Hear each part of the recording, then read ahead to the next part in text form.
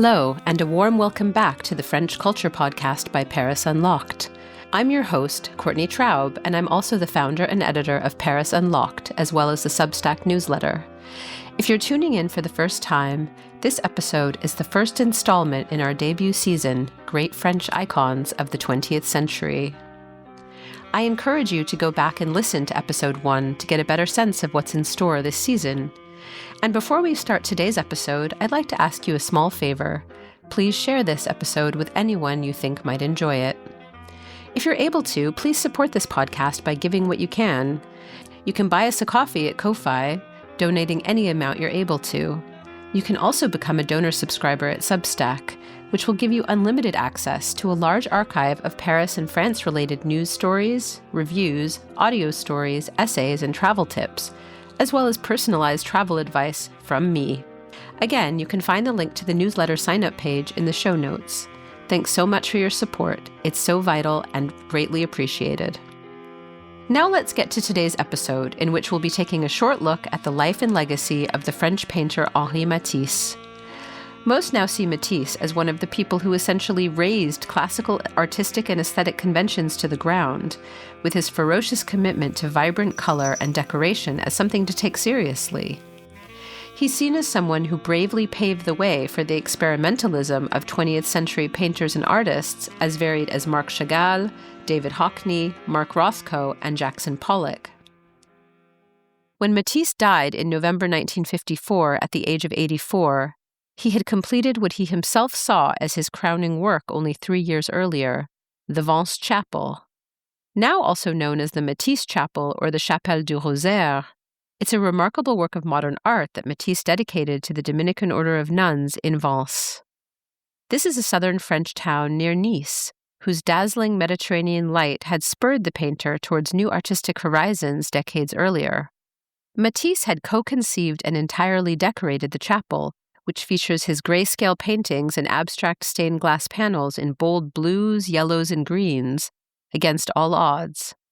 Matisse had been suffering from crippling physical ailments following surgery for abdominal cancer, faced strong pushback from Catholic Church officials, and was convinced he was racing against his own imminent mortality.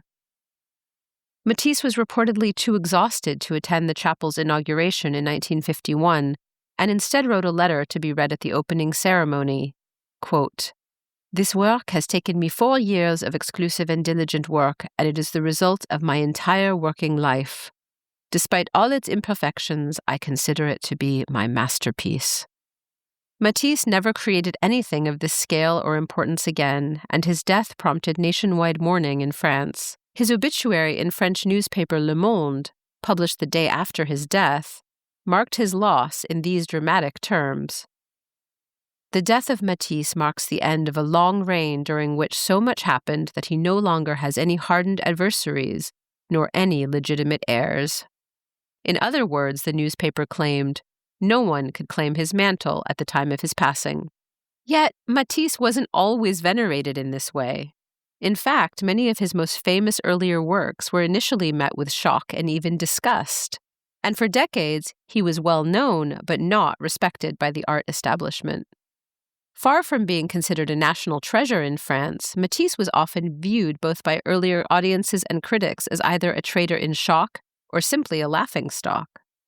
His bizarrely bright colors, unrealistic compositions, and focus on decoration for its own sake even offended the sensibilities of many Impressionist artists, not to mention the classical stalwarts. And even in avant-garde circles, he too often felt like an outsider who couldn't quite get on board with the groupthink.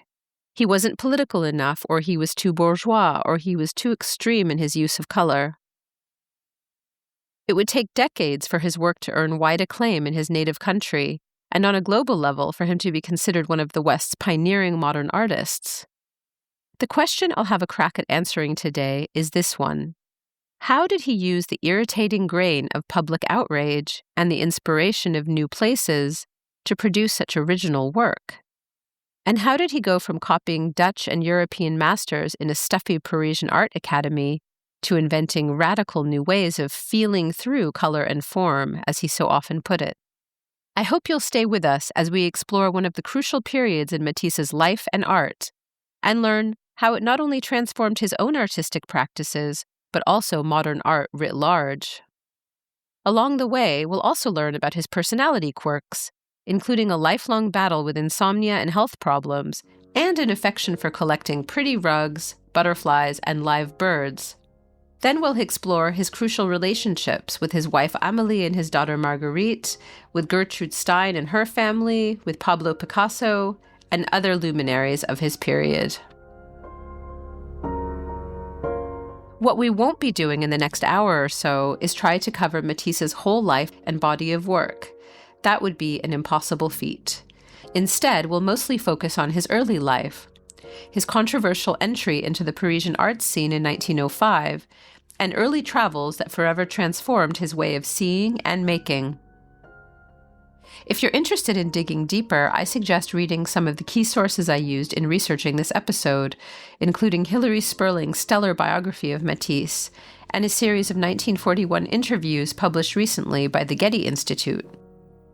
You'll find, as always, a full list of sources in the show notes. Matisse was born in French Flanders in 1869 in Beaune, a dreary town whose main products were textiles and sugar beets. The Industrial Revolution was in a mature phase, and picturesque windmills were giving way to smokestacks and stripped forests. Both children and adults worked in local tanneries and other factories for up to 12 hours a day, and lifespans were often cut short by cholera and other diseases. Matisse's father, Hippolyte Henri, was a seed merchant who came from a long line of weavers. His mother, Anna, hailed from a family of tanners and fur makers and had a strong love of color and decoration. Matisse himself said that his mother's early influence was crucial, especially her love of color and her understanding of the power of decoration. She often painted porcelain bowls and other items, and she was a fierce supporter and advocate for her son throughout his life.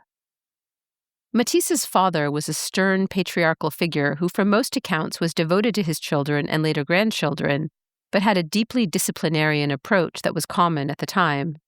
His relationship with his son was strained and distanced throughout their lives. He encouraged Matisse to pursue law, and he signed up for a law course in Paris in 1887. But Matisse found the course boring and uninspiring. In a 1941 interview, Matisse said that to combat his boredom and loneliness during his first year living in a Parisian studio, he would use a glass blowpipe to fire putty pellets at passers-by in the street below. Quote, "At the time, everyone, even office workers, wore top hats. I sent my pellets pinging off the toppers or right through the paper they were reading. Eventually, someone complained to the hotel manager, and he asked Matisse to put a stop to his pranks. That's about the only thing I remember about my law course," he recounted. At 20 years old, Matisse passed his course and started clerking in a law firm. But a bout of ill health, it was likely a bad hernia, though he called it appendicitis, broke the spell and encouraged his growing interest in drawing and painting. In a pivotal moment, his mother gave him a box of paints to help his recovery at home, and he began copying landscapes. He signed his first copy of a watermill with his name spelled backwards to read Esitam. The moment I had that paint box in my hands, I felt that this was my life. Like a cow given to the sight of grass, I just headed straight into it to the very understandable despair of my father, Matisse recalled.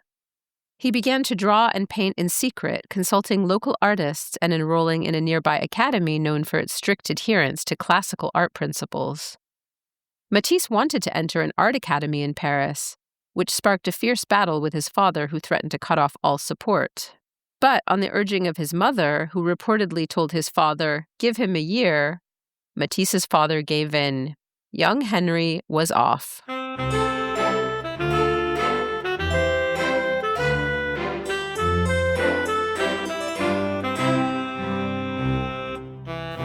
It was 1891, and Henri was again in Paris, arriving at the height of its Belle Époque, or beautiful epoch. The old medieval city had been obliterated to give way to Haussmann's wide boulevards and gray copper-roofed buildings. The Eiffel Tower had been erected for the World Fair only 2 years before, and much like Matisse's art would be, it was seen by most people as an offensive stain on the skyline, shockingly modern and ugly. The Impressionist painters, led by Monet, Manet, Degas, and Pissarro, had similarly shocked the Parisian art world in the mid-1870s with their radical new ways of depicting reality. But despite the city's burgeoning modernity, there was not yet a metro. Horses still pulled trams around the city. And most modest Parisians didn't yet have access to indoor plumbing, toilets, or baths in their homes. This was a period of profound transition. Henri enrolled in a private academy led by the classical painter William Bouguereau, aiming to train under him to eventually be admitted to the prestigious School of Fine Arts. But Matisse quickly grew disillusioned with the strict rules of his mentors and the emphasis on copying the works of masters and achieving technical perfection over following one's own artistic feelings and instincts. "I couldn't see any reason to paint that way," he said, noting that he also wouldn't have known how to. He felt he was failing as an artist, and his father's disapproval had a strong impact on him. But he persisted, moving into a shared tenement in Montparnasse and entering the School of Fine Arts despite failing an entrance exam. This was thanks to the benevolence of a certain teacher named Gustave Moreau, a prominent French painter in his own right. Matisse thrived under Moreau's more open-minded approach to teaching. While Moreau's symbolist painting had many classical elements, he also reportedly believed deeply in the power of color to convey emotion. "He didn't show us how to paint, he roused our imagination in front of the life he found in those paintings," Matisse would later say. Now let's speed ahead a bit to 1894. Matisse had again moved to a cold fifth-floor studio on the Quai Saint-Michel in the Latin Quarter. It overlooked the Seine River, but it was cramped and had no running water. Despite these punishing conditions, he moved in with a new love, Camille Joublot. She had worked as his model, and now they discovered she was pregnant. While Matisse claims that they got married, he meant so metaphorically. He needed his parents' permission since he was under 25, and his father wouldn't have it. So they lived in sin according to the mores of the time. That August, their daughter Marguerite was born. A child who grew up amid the smell of turpentine and linseed oil, and among her father's paintings, drawings, and sculptures, Marguerite was probably Matisse's greatest and most enduring love. Matisse's art was in turn Marguerite's central passion. She grew into an astute critic of her father's work, as well as one of his most frequent models. She also would manage many of his affairs later in life and served as an intermediary in the family amid various bitter disputes, taking no issue with calling her father out on his frequent egotism and blindness to the needs of others. And since we unfortunately won't have time to go into the World War II years in our short portrait, I'd just like to highlight the fact that Marguerite was a woman of remarkable bravery and conviction, working for the French resistance when France was occupied by the Nazis. She was arrested, endured torture by the Gestapo, and was sent to the Ravensbrück concentration camp in 1945.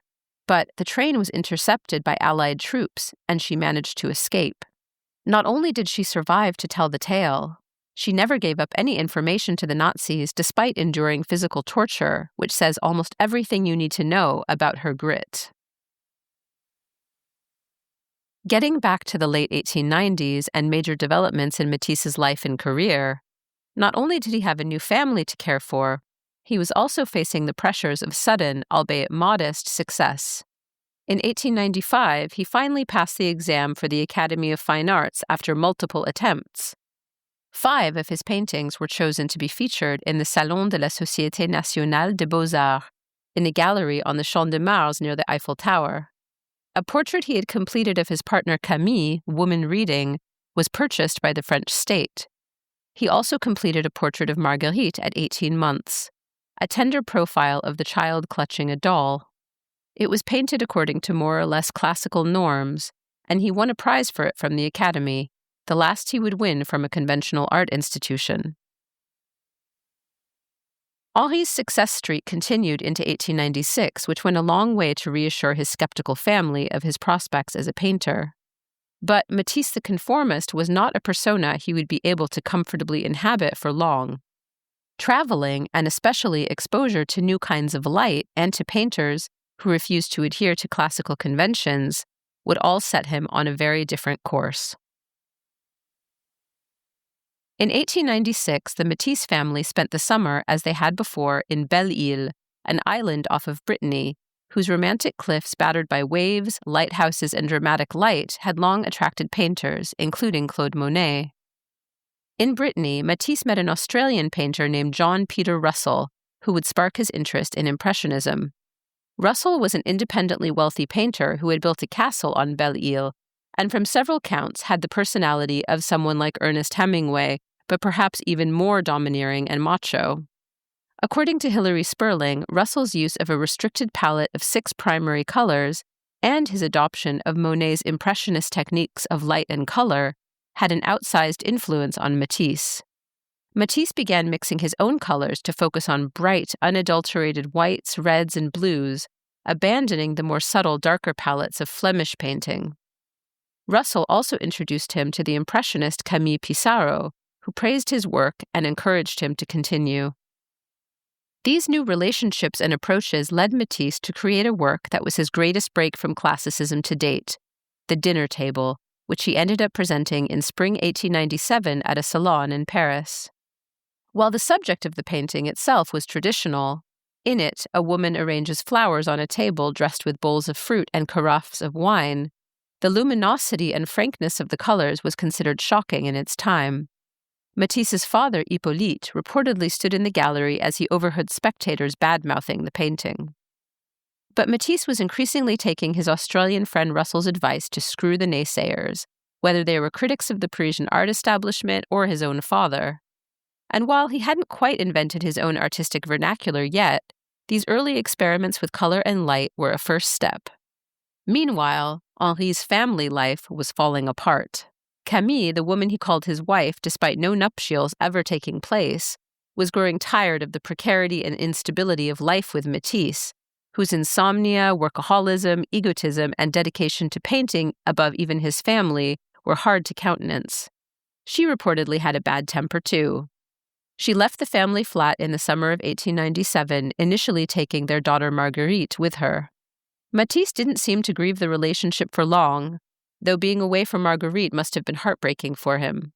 Autumn arrived, and he met the woman who would become his first legal wife, Amelie Parère, at a wedding of a mutual friend. They were married less than 3 months later, as 1898 dawned.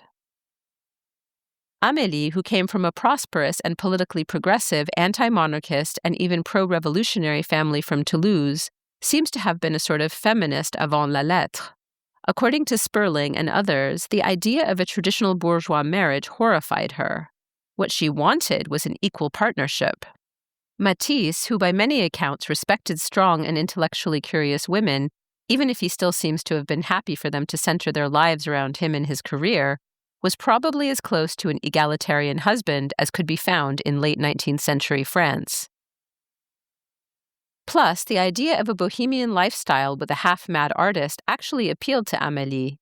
She quickly became devoted to the idea that Matisse would be someone, despite the skeptics, and seems to have seen in him the visionary that only a few others could perceive at the time. She became one of his fiercest advocates and put up with his artistic excess as a matter of course. Famously, when he brought home a pressed blue butterfly he had found in a shop on Paris's Rue de Rivoli, one he had to buy despite the fact that it ate up a huge chunk of his earnings, Amélie stoically accepted it. If they had to sacrifice everyday comforts in the name of artistic inspiration, so be it. Amélie was also remarkable for her generous approach to Matisse's existing family ties. She ended up convincing Camille, the mother of Marguerite, to renounce her parental authority and to let Marguerite come live with her and Henri. She adopted Marguerite as her own, and their relationship was reportedly a very close and warm one, hardly the stereotypical stepdaughter-stepmother vibe.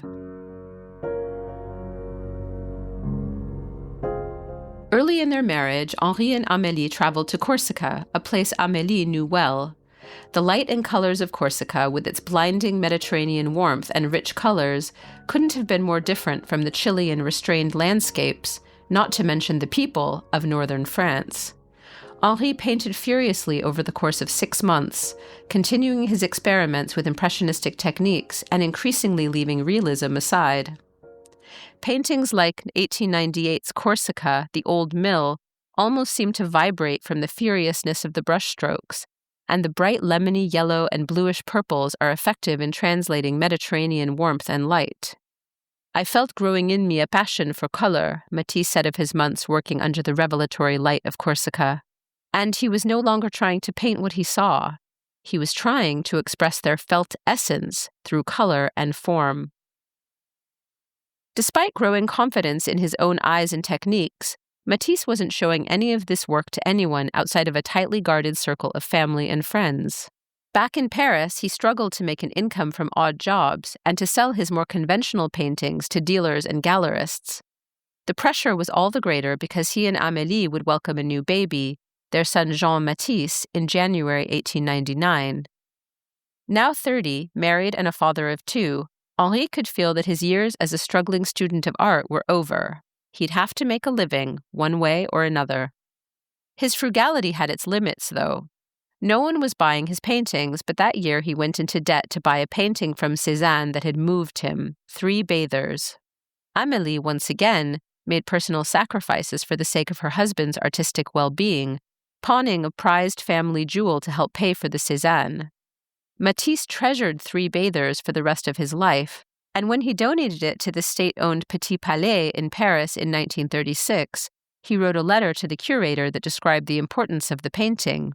Quote, "It has sustained me morally in the critical moments of my venture as an artist. I have drawn from it my faith and my perseverance. For this reason, allow me to request that it be placed so that it may be seen to its best advantage." Since Henri wasn't pulling his weight financially with the scattered jobs he took up, Amélie opened a hat shop, drawing on family expertise and the borrowed capital of close, powerful family friends. She opened her shop in rented premises on the Rue du Château-d'Un in the Grand Boulevard district of Paris. This venture gave Henri a precious lifeline. It allowed him to continue painting at a moment when he was on the verge of throwing in the towel.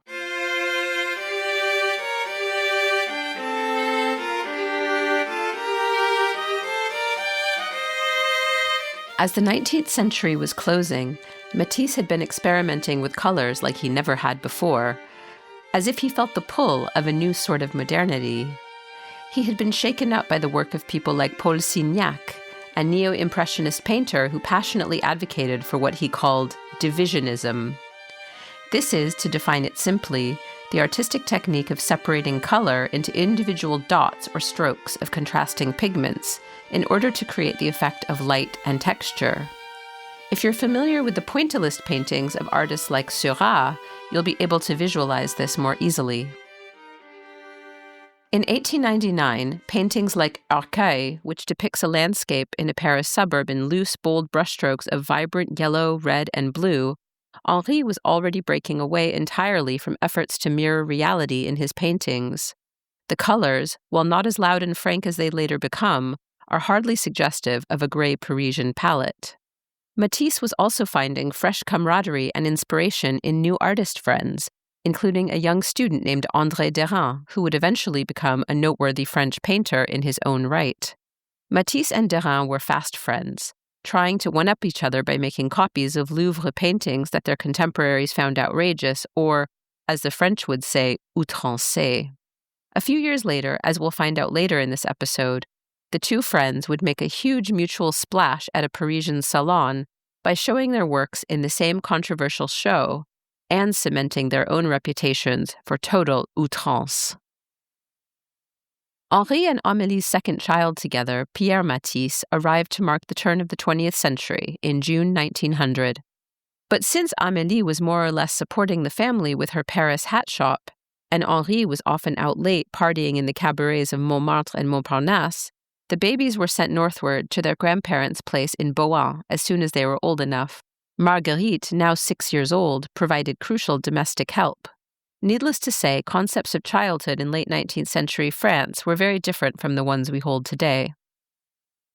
In July 1901, Marguerite almost died after suffering from a life-threatening case of diphtheria. She couldn't breathe, so a doctor on house call performed an emergency tracheotomy without anesthetic, and Henri had to hold his daughter down during a procedure that must have felt like torture. It profoundly traumatized her father, according to Sperling, and for decades Marguerite suffered from the consequences of a damaged trachea enduring repeat infections and hiding the scar with a ribbon around her neck. That same year, Matisse completed his first portrait of her since she had been a child, posing her in a striped pinafore dress in white and blue that hid her scar. She looks pale and vulnerable and wizened as a child shouldn't be, but also determined. In 1901 and 1902, Matisse was working on paintings that Sperling sees as the simmering beginnings of what would later be called his Fauviste period. From his studio window overlooking the banks of the Seine, he could see Notre Dame. And on a side note, it's hard to imagine a struggling artist affording that kind of real estate now, without Mummy and Daddy's help anyway. Over the course of several studies of the cathedral, Matisse's palette moved from silvery grays to bright blues, pinks, and acid greens. He also painted Paris's Luxembourg gardens in equally unrealistic, intense shades of indigo, orange, yellow, and pink. It was around this time that Berthe Weil, a French art dealer who had an outsized influence on other collectors in the early 20th century, started paying serious attention to Matisse's work. In 1902, she was the first to show and sell his paintings at the gallery she had opened a year earlier under her own name, located in Paris's Sidi Pigalle district. Years before they actually started to buy Matisse's works, Weil encouraged avant-garde collectors, including Gertrude Stein and her siblings Leo, Michael, and Sarah, to take the plunge. "Trust me, you should buy Matisse's," she recounted in her 1933 memoir. "They weren't ready yet."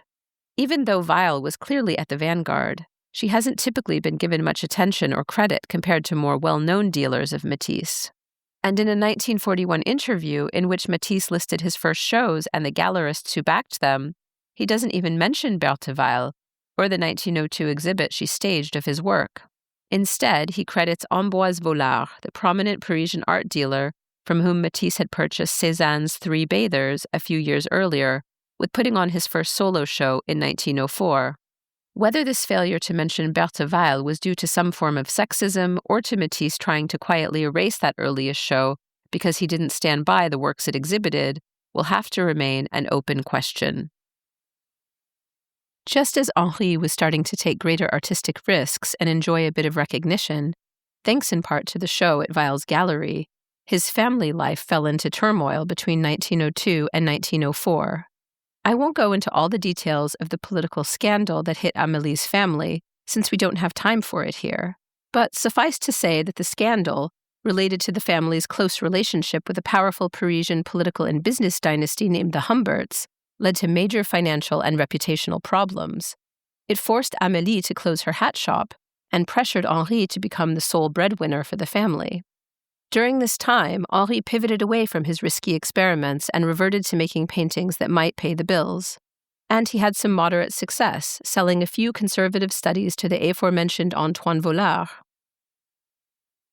But he was depressed, almost never slept, and couldn't rely on the cheerful support of Amelie during this time, who had reportedly broken down from the stress. That same year, their youngest son Pierre developed a near-fatal case of bronchial pneumonia, and for the second time, Henri and Amélie almost lost a child. Pierre, who had been staying with grandparents in Rouen, was brought back to Paris to be with his parents. Like Marguerite had, he would become passionately enmeshed in his father's artistic career, and would eventually become a prominent New York City art dealer and gallerist who helped spread Matisse's renown. Thanks to interest from Vollard, Henri continued to make a bit of money from his paintings in these pressure cooker years, and Vollard even offered to stage a one-man show of his recent work. In June 1904, after months of stalling, Vollard opened an exhibition at his gallery in Paris, showcasing 45 of Matisse's paintings, but most were safe still lives and landscapes featuring subdued palettes, not the experimental works that Henri was feverishly painting in near secret up in his studio on the Quai Saint-Michel.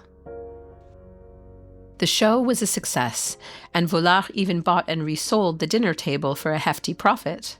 Let's remember, this was a painting that had shocked and displeased audiences in the mid-1890s, but now it had a hue of respectability about it. That's how quickly aesthetic norms were shifting in the Paris of the late Belle Époque. But none of this felt satisfying to Matisse. Instead of reveling in the fact that he was now in demand with some of the capital's foremost art dealers, who asked more paintings of him in the safe styles audiences preferred, Matisse felt himself once again bracing against the straitjackets of convention. So instead of staying in Paris and churning out more sellable paintings for voleurs and other dealers, he instead whisked his family to the south of France in the summer of 1904 to visit the painter Paul Signac at his villa in Saint-Tropez. For me, this marked the true beginning of Matisse's transformation into a painter of unbridled, explosive color and decoration for decoration's sake. Let's recall from earlier in this episode that Matisse had been inspired by Signac's theories of divisionism, also known as pointillism. Signac, also a passionate anarchist, had little use for the dull conventionality of classic painting, and seemed eager to befriend young artists who would carry out his visions for a new sort of modernist art that was inherently political. Henri was initially eager to please Signac, but according to Sperling, his harsh, almost authoritarian manner and insistence on following strict divisionist methods rankled Matisse, and the two bickered bitterly that summer. Nevertheless, the tensions pushed Henri to produce a painting called Luxe, Calme et Volupté, which alluded to his beloved Three Bathers from Cézanne, and to a Baudelaire poem adored by Signac himself. The painting attempted to adhere to Signac's divisionist rules of color, but it also more than hinted at Matisse's desire to move freely beyond them. Signac bought the painting from him right away, and critics responded to it respectfully. One even apparently called Matisse the leader of a new school of painting. But for Henri, divisionist approaches to color and form simply didn't allow him to achieve the sort of harmonious, unifying effect he was striving for, and he was dissatisfied with Luxe, Calme et Volupté.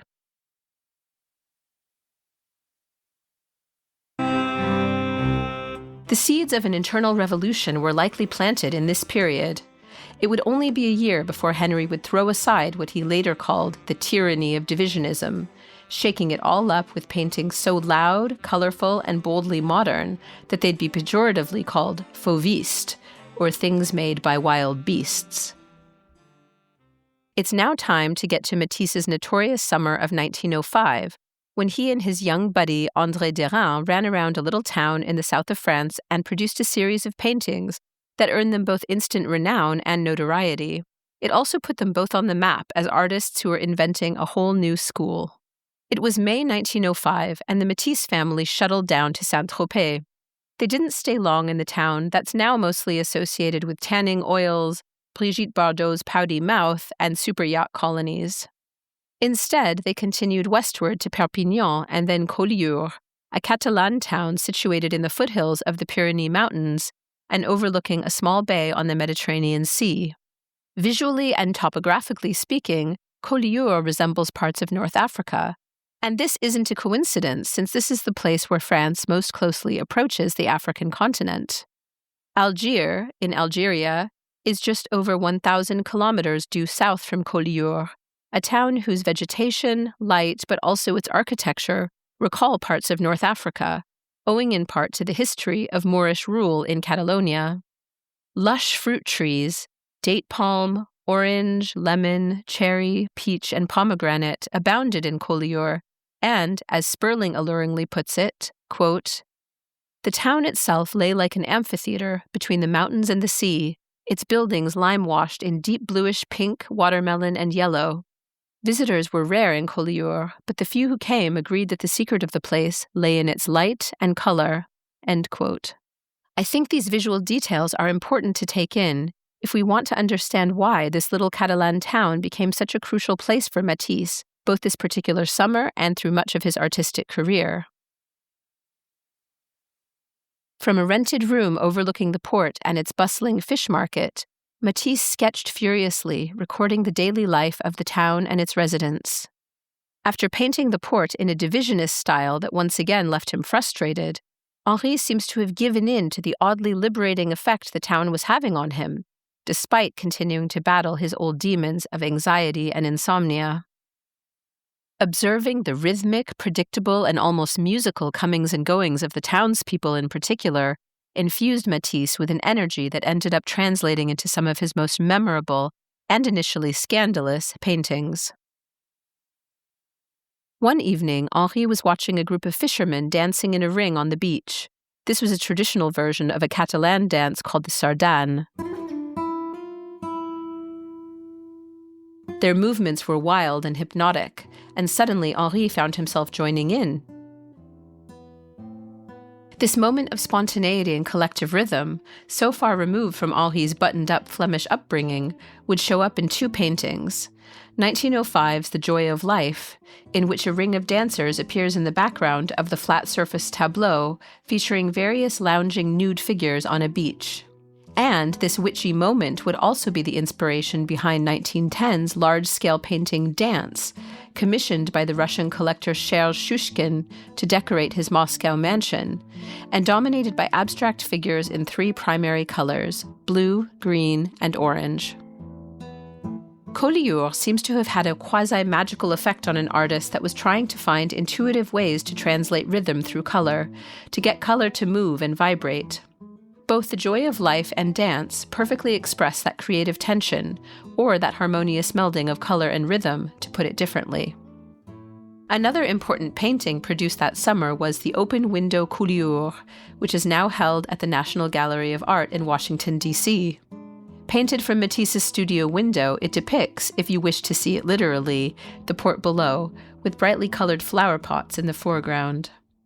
But when you look at the painting without trying to assemble a coherent image from it, you notice that there isn't any traditional perspective or realistic framing at all.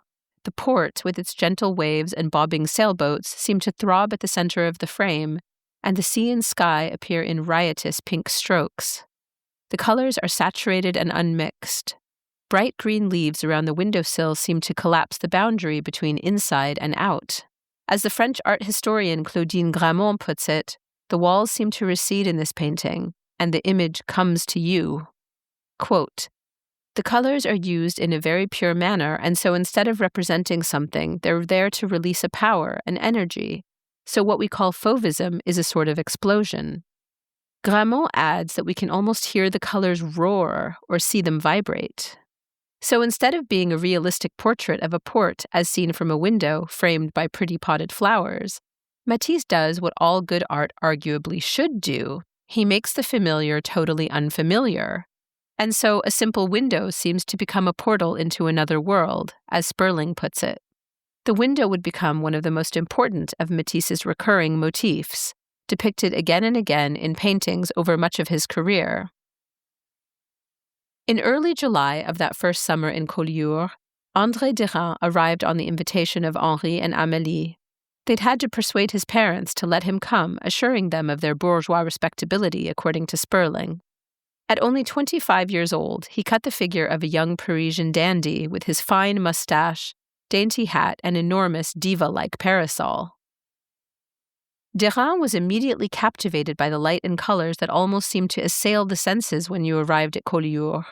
Writing to his fellow painter Maurice Vlaminck, who couldn't afford to come down to join him and Matisse that summer, Derain commented, "This country is all about light, a blonde, golden light that eliminates shadows. It is an outstanding work." Matisse and Derain quickly set to work side by side. They painted the Catalan landscapes, often from that open studio window. They painted each other in almost identical settings and contexts, family and friends and people in the village, all using colors and perspectives that would have seemed shocking to contemporary eyes. The young Derain had no problem flouting all the conventions of neo-impressionism and divisionism, and giving into these experiments with unbridled color. But Matisse himself was deeply disturbed by what he saw as their destructive play with color. He was, from all counts, a huge ball of nerves that summer, still unable to sleep, and deeply anxious about whether it was right or not to abandon the principles that Signac and others had impressed on him about the so-called proper uses of color and light. He wrote to Signac about his dilemmas, who responded with what seemed to be a sort of blessing, quoting Cézanne, "Line and color are not distinct. When color is at its richest, form has reached plenitude." Maybe Matisse and Derain were simply working to achieve Cézanne's own vision for a more fully realized expression of form? In any case, Henri's anxiety was really getting out of control. That summer, Derain seemed to uncannily capture his elder's mental angst and tension underneath his persona as a respectable middle-aged painter. Portrait of Henri Matisse, in the studio, shows Matisse clutching paintbrushes covered in red and white paint. He has a red ring around his chin that looks less like a beard and more like a smudge of explosive rouge. Matisse gazes squarely at the viewer with an expression of trepidation that almost makes him look like a deer in headlights. One hand is painted bright red. His trousers are an unmixed primary green. As the summer drew to an end, the intense working relationship between the two painters also waned. Sperling notes that, quote, they'd never work together again after that summer. But Derain, Sperling says, brought youth, strength, boldness, a deep and cultivated understanding of the rules he and Matisse set themselves to break. In the autumn, Matisse and Derain both returned to Paris with a huge new body of work. Matisse wrote to Signac to report that he had made, quote, 40 watercolors, 100 drawings, and 15 canvases. Derain had produced more than 30 paintings and dozens of sketches. But Matisse came back from Collioure with no works he felt were sellable. Again in a financial crunch, he was stressed by the fact that prosperous dealers like Vollard no longer seemed interested in offering him one-man shows. He was so desperate at this point that he even considered selling his beloved Cézanne. Nevertheless, the rebellion that was fomenting all summer in Matisse was coming to surface in a very public way. The Salon des Indépendants of 1905, the independent salon in Paris, was fast approaching, and it was the place to show your work if you were doing anything that broke with classical painting. But instead of presenting a painting of the Collioure Porte that marked one last frustrated attempt at divisionism, Matisse instead furiously worked at a painting of Amelie entitled Woman in a Hat. It would trigger one of the great art world scandals of 1905. Showing Amelie in a bright purple hat with multicolored feathers, her skin rendered in garish tones of pink, green, and yellow, her dress a riot of expressive color, the painting was openly mocked by audience members and critics at the Grand Palais that autumn. Audiences reportedly laughed aloud as they witnessed it, and some compared it to graffiti smeared on a canvas. In the France of the late Belle Époque, it was shocking for a wife to pose for her husband in this way, and the colors were far too modernist and divorced from what was considered natural for their time. Matisse was pressured by some to withdraw the piece, but one of the curators was a staunch supporter, and so it stayed in the show. The painting quickly became the center of a media circus, and large audiences flocked to see it, alongside others by Matisse, Derain, Maurice Vlaminck, and other artists who were mocked for their transgressive experiments. Even old friends, including Signac, voiced their disapproval. Signac apparently called Woman in a Hat disgusting, which put a sad end to his friendship with Henri. During a press preview of the show, the art critic Louis Vauxelles jeeringly called Woman in a Hat and other works in the Autumn Salon a product of des fauves sauvages, or wild beasts. The French magazine Illustration printed a double-page spread that November featuring Woman in a Hat and the open window Collioure, alongside works by Derain, Rouault, and Puy, and mentioned Vauxelles' fauve sauvage comment. Other critics referred to the new school as les incohérents, or the incoherents, referring to the painter's almost psychedelic use of color and form. It wasn't just the French critics who were making negative noise about the work exhibited in the Autumn Salon of 1905, including Henri Matisse's. One New York Times headline dated October 11, 1908, is screamingly critical, reading, quote, "Salon given over to freak paintings. Ridicule aroused by many of the modern works in the fall exhibition." In the same piece, an unnamed critic goes on to name-check Matisse, and not in a good way. Incidentally, they also misspelled his name in the piece. Quote, "To the uninitiated, the room containing pictures by Matisse and Van Dongen, which occupy 3 walls, are too ridiculous even to laugh at. But the strong following these artists have shows their work pleases some persons. Matisse's principal offering is an enormous canvas representing a woman seated before a table with a bright magenta cloth embroidered with large blue flowers and scrolls. The same magenta and same scrolls decorate the walls of the room. There is also a basket of yellow fruit on the table, and a brown chair stands in the foreground. The picture to a layman looks like a drawing by an inartistic child." Despite the naysayers, Matisse would eventually embrace the term fauve, saying, "It could hardly have been better suited to our frame of mind." And even while Derain and others would quickly abandon fauvist techniques in their paintings, they remained a central part of Matisse's own approaches. In the 1941 interviews, which, by the way, are fascinating to read, Matisse articulates his theory of color in startlingly clear terms, saying, quote, "For me, color is a force. My pictures are made up of 4 or 5 colors that collide with one another, and the collision gives a sense of energy. When I put green, it doesn't mean grass. When I put blue, it doesn't mean sky." I thought it might be nice at this point to hear a brief clip of Matisse talking about his own work and how he goes about composing a painting. This is a clip in French from an interview Henri gave sometime in the late 1940s or the 1950s, I believe. Frustratingly, the short YouTube clip we extracted the audio from offers no information about its origins, nor even the date of the interview, and I couldn't find that info elsewhere. Let's have a listen anyway. Moi, je crois que la peinture et le dessin, c'est la même chose. Le dessin est une peinture faite avec des moyens réduits. Sur une surface blanche, une feuille de papier, avec une plume et de l'encre, on peut, en créant certains contrastes par des volumes, on peut changer la qualité du papier, donner des surfaces souples, des surfaces claires, des surfaces dures, sans toutefois mettre ni ombre ni lumière.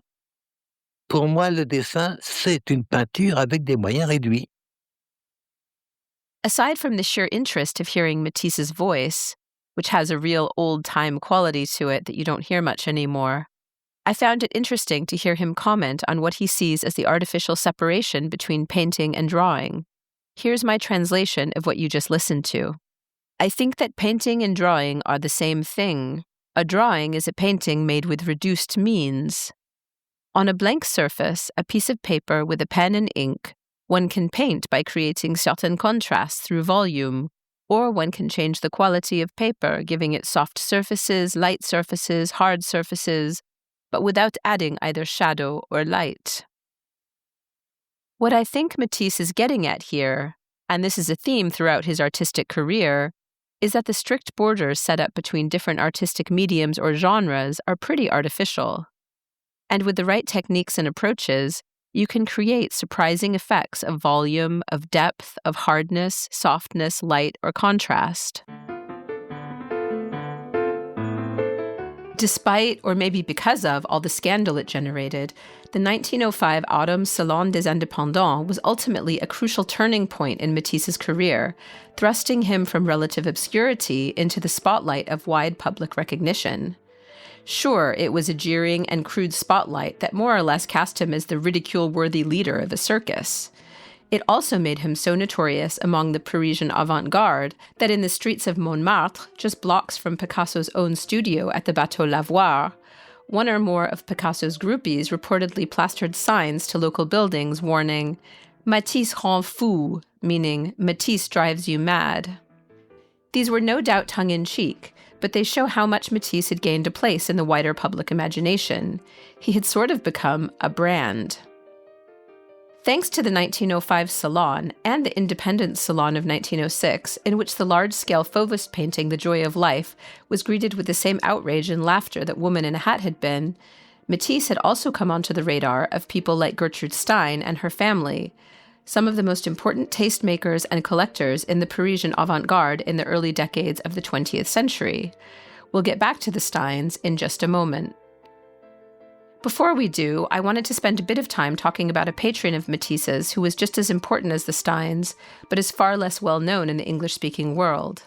Henri's scandalous work at the Salon of 1905 and then 1906 also gained the attention of a Russian art collector named Sergei Shushkin, who would end up buying a huge number of works from Matisse and Picasso and opening his Moscow mansion up as Russia's first public modern art museum. We unfortunately won't have time to go into too much detail on Shushkin today, but it's important to note that he ended up commissioning some of Matisse's most important large-scale works for his private collection, including a second version of Dance and Music in 1910. Both are now considered to be two of the artist's most iconic works, and demonstrate an even more radical use of pure primary color than Henri's early Fauvist period. They also exemplify, again, how Matisse tried to communicate rhythm, movement, and music on the canvas, while abandoning both traditional perspective and realistic figures. In addition to acquiring and commissioning many of Matisse's paintings and gaining him an audience in Russia, Shushkin also introduced his work to the prominent dealer Ivan Morozov. According to the art historian Beverly Whitney Keane, it was Shushkin who introduced Morozov to both Matisse and Picasso, and Morozov was especially taken by paintings that had come out of Matisse's 1912 visit to Morocco. These paintings exemplify how the artist cast decorative objects, such as rugs, pots, and architectural elements, as key characters of sorts in his lush and sensual interpretations of traditional North African culture. Today, we might call these sorts of things Orientalist, and that's probably not wrong. But with their lush blues, reds, and oranges, and their striking depiction of a place that again inspired Matisse with its dazzling light and architecture, these paintings are some of his most alluring works. And whether we should call Matisse's admiration and use of North African decor and design principles cultural appropriation, well, that's a debate I'll leave for someone else's podcast.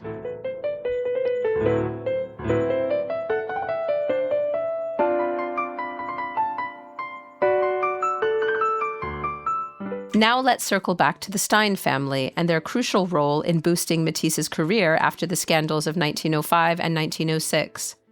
While Gertrude Stein's experimental novels and poetry have kept PhD candidates and literary critics busy for decades, Gertrude is most famous for presiding over her always busy Paris salon in the interwar years, in the small, chaotic apartment she shared with her partner Alice B. Toklas at 27 Rue du Fleuris. In the apartment, located just next to the Luxembourg Gardens, Stein and Toklas hosted a cast of now famous writers, artists, and poets in the buzzing interwar years. But when Gertrude first moved to Paris from the U.S. in 1903, she initially lived with her brother Leo in the same flat, which was funded by a relatively modest family inheritance and property rental business. And it was there that the Steins assembled a giant collection of early 20th century art from French and European painters, including many works by Matisse and Picasso. As evidenced in later photos of Stein in the apartment, every inch of the walls were plastered with paintings, most bought cheaply before the artists who made them had acquired any real cachet. In fact, you could say that Leo, Gertrude, their brother Michael Stein, and his wife Sarah made a point of mostly collecting the works of artists who were sending waves of shock and outrage through the Paris art world. Matisse was probably one of their two favorites alongside Picasso. While Sergei Shushkin was mesmerized by the joy of life after visiting the 1906 Salon, seeing in it something that the jeering crowds who came to mock it clearly didn't, he would not end up acquiring it. Leo and Gertrude instead snagged it for their own mushrooming collection, even though Leo apparently first found it repulsive. He would later call it, quote, the most important thing done in our time, according to Sperling. Leo and Gertrude had also bought Woman in a Hat after being persuaded by their sister Sarah that Matisse was someone to watch. In fact, it was the far lesser-known Sarah Stein who was Henri's greatest advocate in the family. Matisse painted both Sarah and Michael many times over the years, and the Stein's son, Alan, frequently played with Matisse's daughter Marguerite. Sarah Stein and her husband, Michael, bought many of Matisse's paintings and took much of their collection to the U.S. when they moved back to the Bay Area in 1935, helping to spread Matisse's renown on the other side of the Atlantic. Matisse apparently mourned her departure, writing to her in a letter, quote, "It seems to me that the best part of my audience has gone with you." Some interesting perspective on the relationship between Matisse and Sarah Stein comes from a family friend named Annette Rosenschein, a San Franciscan sculptor and friend of Alice B. Toklas, who was introduced to the Steins in Paris by Alice around 1907. She ended up taking classes with Matisse when he started a small art school that same year, and her unpublished memoir, available online in the Yale University Digital Archive, offers some juicy details about the Steins and the Matisses. I thought this rather long passage describing the paintings that decorated the Paris apartment of Michael and Sarah Stein was especially worth including. One of my favorite canvases which the Michael Steins had purchased was a self-portrait Matisse did in the country during the summer of 1907. His head was shaven and he wore a striped sailor jersey. In the penetrating, searching expression of the eyes, one felt his spirit laid bare. I have treasured a photograph of this portrait over the years, always feeling it was most symbolic and expressed Matisse's attitude toward his work. Gertrude's remark to me about it was that she felt it was, quote, too intime to be casually hanging upon one's wall. Except for a tiny Cézanne head of a boy, all walls were hung with Matisse's work. A few of his bronze sculptures were also about. Shortly before World War I, the Michael Steins sent the cream of their Matisse collection to Berlin to be exhibited. In another passage from the unpublished memoir, Rosenshein describes the close friendship that Matisse and Sarah Stein had developed over the years, noting that Matisse often went to Sarah with personal problems or worries, quote, knowing that he would receive sensitive, sympathetic understanding. Rosenshein also notes that Sarah ended up destroying the letters Matisse had sent her over the years, quote, fearing in her provincialism that her relations with Matisse might be misconstrued. By contrast, Matisse's relationship with Gertrude Stein was by all accounts a bit on the prickly side, and while the two were friends for many years, by the time she died in 1946, she had apparently sold off all of Matisse's works that had been in her collection. The chilling of the friendship was likely due to Gertrude's strong favoring of Picasso, her failure to make good on a pledge to provide patronage to one of their mutual artist friends, and her snarky portrayal of Matisse in the autobiography of Alice B. Toklas. Let's remember that this so-called memoir was not written by Alice B. Toklas, but by her partner Gertrude, in what is probably the weirdest and the queerest example of partner-splaining in literary history. In the book, which was published in 1933, Matisse and his family make frequent appearances. Sometimes they're complimentary, such as this passage, quote, we knew a Matisse when we saw it, knew it once and enjoyed it, and knew that it was great art and beautiful. The autobiography also references the moment when Gertrude Stein stood in front of Woman with a Hat and couldn't understand why the audience was, quote, roaring with laughter. The Cézanne portrait had not seemed natural. It had taken her some time to feel that it was natural. But this picture by Matisse seemed perfectly natural, and she could not understand why it infuriated everybody. The passage goes on to say, and this bit made me laugh out loud, that Gertrude was similarly confused as to why audiences found her own writing so enraging, when it was, quote, all so clear and natural. I do wonder if this was a bit of self-deprecating humor, since Stein's writing is famously opaque and challenging.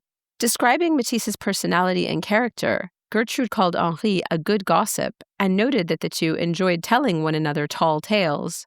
She referred to him, probably sarcastically, as cher maître, or dear master. Elsewhere in the so-called autobiography of Alice B. Toklas, Stein takes some not-so-subtle jabs at Matisse's character. She notes that her cook, Hélène, didn't like him because he had poor etiquette as a guest and would fry eggs for him instead of making an omelette because it showed less respect, saying he would understand the insult. She also said he had an astounding virility, but opined in the same breath that, quote, there was not much feeling of life in that virility, whatever that means. Adding to tensions between the two was the fact that Gertrude actively encouraged the development of rival factions in favor of Picasso or Matisse, two artists she had introduced at Rue de Fleurus in 1906. But she clearly preferred Picasso herself, both personally and artistically. I don't have time to go into the fascinating, tense dance of mutual admiration and one-upmanship that Picasso and Matisse engaged in over several decades of knowing one another, but in the show notes, I've left a few sources that I recommend if you want to dig a bit deeper into that relationship. What probably damaged the friendship between Henri and Gertrude the most, in the end, was Gertrude's description of Amelie in the autobiography. In the book, she said Madame Matisse had, quote, a long face and a firm, large, loosely hung mouth like a horse. Following the publication of the book, Matisse joined the French Cubist painter Georges Braque and a band of writers to publish a 1935 broadside in Transition magazine called Testimony Against Gertrude Stein. In the pamphlet, they accused her of falsifying history, and Annette Rosenshein noted this in her unpublished memoir, quote, Matisse criticized Gertrude's gossipy attitude and the light vein in which Gertrude had presented the artists. He felt that she had missed a rare opportunity through the close contact offered her with these men to have chronicled the early events and their struggles in a more serious historical fashion. And, Rosenshine noted, Matisse was likely most pissed off that Gertrude had insulted his wife.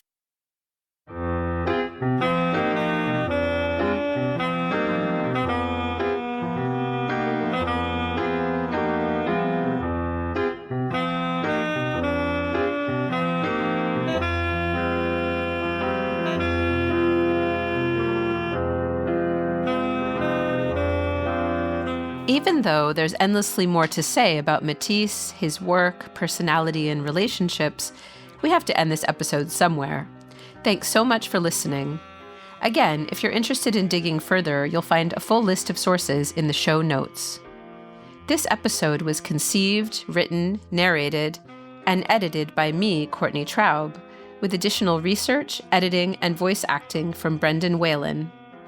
I also want to thank Sarah Herman and Anna Perrott of the audio consulting nonprofit Soundyard for their advice and encouragement. If you like this episode, please follow the podcast and share it as widely as you can. You can also lend your precious support to the French Culture Podcast and Paris Unlocked by buying us a coffee, or even better, becoming a donor subscriber on Substack. Again, you'll find all the relevant links in the show notes. I hope to see you soon for our next 2 episodes, which will take deep dives into the astounding life and career of one Edith Piaf. Until then, au revoir les amis.